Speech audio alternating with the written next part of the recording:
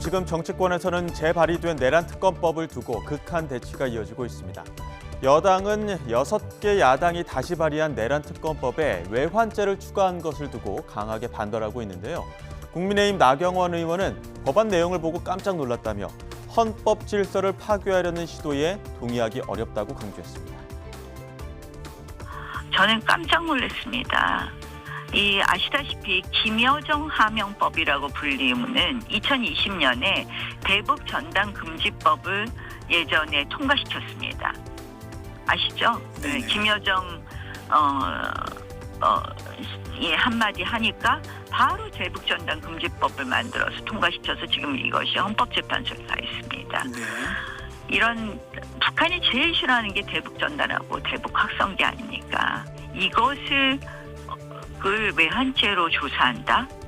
결국 이 북한 문제에 있어서 그동안 결국 원칙적인 입장에 대해서 일종의 이 국가 안보를 위협하는 이러한 내용을 집어넣은 것은 결국 민주당이 집권했을 때의 대한민국의 미래가 어떻게 될까를 보여준다고 생각을 합니다. 그래서 매우 우려스럽다. 이번 내란 외환 특검법은 기본적으로 대한민국의 헌법 질서를 파괴시키려는 시도가 있는 것으로 보아서 동의하기 어렵다는 말씀을 드립니다. 민주당은 늦어도 이번 주에는 내란 특검법을 처리하겠다며 속도전에 열을 올리고 있습니다. 특히 민주당 김병주 최고위원은 외환 유치죄라는 항목은 법안에 명시되어 있지도 않은데 여당이 가짜 뉴스로 공세를 편다고 비판했습니다. 그래서 이번에 특검법에 내란 특검에 이것을 포함을 했는데 문제가 있다라고 국민의힘에서 문제 제기하잖아요. 특검법엔 정확히 외환 유치죄는 없어요. 없습니까? 거기 내용만 있습니다. 북한의 도발을 유도한 행위라든가 북풍 공작 또는 전쟁을 유도하는 군사 활동에 대해서 그걸 수사를 해야 된다라고 그 내용이 들어가 있지. 그걸 하다 보면 외환 유치죄가 될 수도 있고 아니면 이적죄가 될 수도 있고 보안법 위반이 될 수도 있잖아요. 그거는 수사와 재판에서 판단하는 것.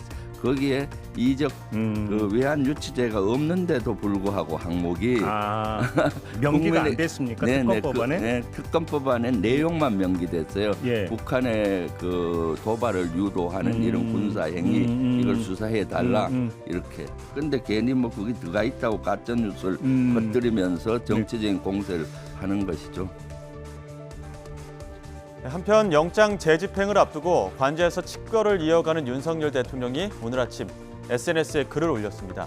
미국 LA 대형 산불에 하루속히 피해가 복구되길 기원한다며 우리 정부의 지원도 당부했는데요. 개혁신당 이준석 의원은 이 SNS를 보고 사태가 이상한 방향으로 흘러가는 것 같다고 언급했습니다. 어떤 이유 때문일까요? 직접 들어보시죠. 그렇죠. 저는 근데 지금 방금 전에 들어오기 전에 보니까 윤석열 대통령이 페이스북 올렸어요. 뭐라고요? 저는 확인 못했습니다 아직. LA 산불에 대해 가지고 이렇게 또 그 자체는... 국민들은 지금 계엄에 대해 가지고 상당한 스트레스성 증후군을 겪고 있는데 저는 그래서 이거 사태가 좀 이상한 방향으로 흘러간다라는 생각을 지울 수가 없습니다. 어떤 의미죠? 윤석열 대통령이 여기서 또 오인을 할 가능성이 있어 보여요.